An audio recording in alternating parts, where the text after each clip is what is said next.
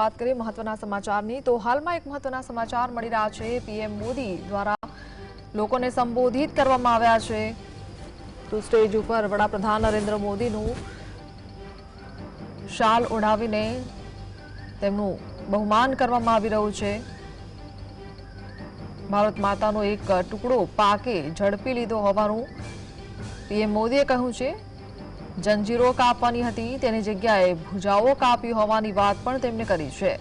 લોકોને સંબોધિત કરતા પીએમ મોદીએ જણાવ્યું છે કે પહેલો આતંકી હુમલો કાશ્મીરમાં થયો। એ જ દિવસે મુજાહિદોને મારવામાં આવતા તો પીઓકે આપણું હોત। સિંદુરી સાગરની ગર્જના જોવા મળી રહી હોવાની પણ વાત વડાપ્રધાન નરેન્દ્ર મોદીએ કરી છે। 75 વર્ષથી આપણે આતંકવાદ સામે લડી રહ્યા હોવાની વાત પણ તેમણે કરી છે। 1947માં જ આતંકીઓનો ખાત્મો કરવાનો હતો। ભારતે પાકિસ્તાનને 3 વખત ધૂળ ચટાડી હોવાની પણ વાત કરી છે।